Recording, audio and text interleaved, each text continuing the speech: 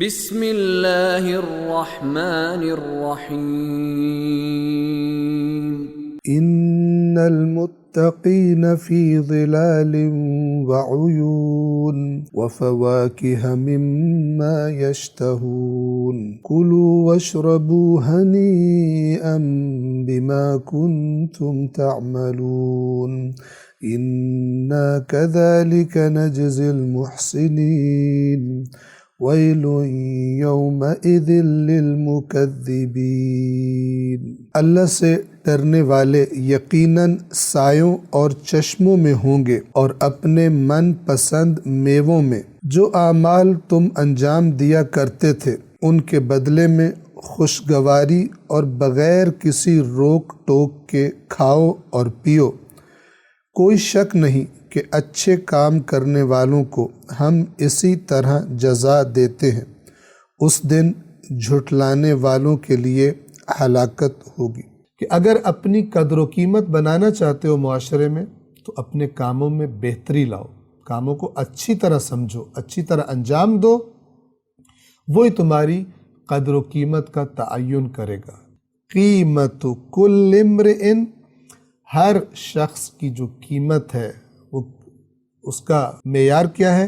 ما یحسنہ، جو وہ کسی کام کو، جتنا وہ کسی کام کو اچھے طریقے سے انجام دے سکتا ہے۔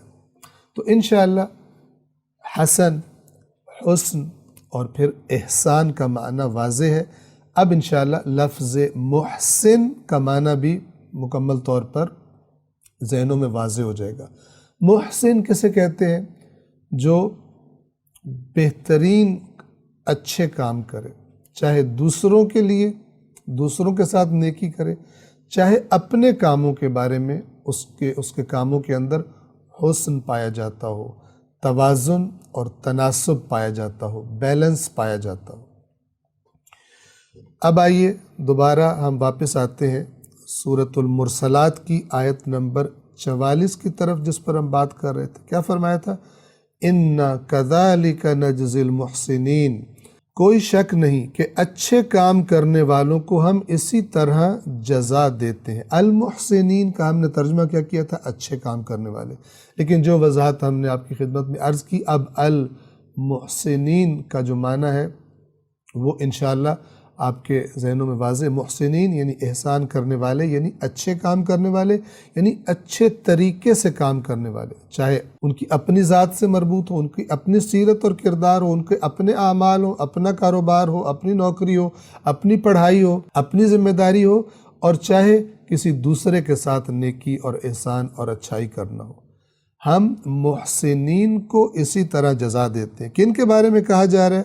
کہ یہ وہ لوگ ہیں کہ جو اپنی جو گزشتہ زندگی تھی اس میں اللہ کو بھولے نہیں تھے، قیامت کو بھولے نہیں تھے، اپنی زندگیاں اسی طرح گزاری جس طرح خداوند عالم چاہتا تھا، جس طرح قرآن کریم میں بتایا گیا تھا، جس طرح رسول اللہ اور اہل بیت اطہار علیہم السلام کے ارشادات، ان کے فرمودات کی روشنی میں زندگی گزارنے کا طریقہ پتہ چلا تھا، اس کے مطابق اپنے آپ کو بہتر سے بہتر بناتے رہے۔ جن کاموں سے روکا گیا تھا ان سے رکنے کی کوشش کرتے رہے، یہ لوگ محسنین تھے۔ دوسروں کی مدد کا کہا گیا تھا، بھوکوں کو کھلانے کا کہا گیا تھا، غریبوں کی مدد کا کہا گیا تھا۔ یہ لوگ جتنی بھی ان میں طاقت تھی، ان کو جتنا بھی اللہ نے مال عطا کیا تھا اس کے مطابق یہ سارے کام کرتے رہے، دوسروں کے ساتھ بھی بھلائی کرتے رہے، اپنے اعمال بھی انہوں نے ٹھیک رکھے۔ اللہ فرما رہا ہے کہ اس طرح ہم محسنین کو، یعنی اچھے کام کرنے والوں کو جزا دیا کرتے ہیں۔ اور آیت نمبر 45 میں دوبارہ تکرار فرمائی، وَيْلٌ يَوْمَئِذٍ لِلْمُكَذِّبِينَ، اس دن جھٹلانے والوں کے لیے ہلاکت ہوگی۔ ہم نے برے لوگوں کا بھی بتا دیا کہ ان کو جب قیامت کے دن جمع کیا جائے گا تو ان کو حتیٰ کہ بات کرنے کی بھی، کوئی عذر بتانے کی بھی اجازت نہیں دی جائے گی۔ اور اب ہم بتا رہے ہیں کہ اچھے لوگوں کا، محسنین کا انجام کیا ہوگا، ان کو کیسے اللہ تبارک و تعالیٰ قیامت کے دن دائمی نعمتیں عطا فرما دے گا۔ اور اسی سے مربوط یہ کہ جو ان باتوں کو جھٹلا دے اس کے لیے پھر ہلاکت ہے۔ ویل یومئذ للمکذبین۔ صدق اللہ العلی العظیم۔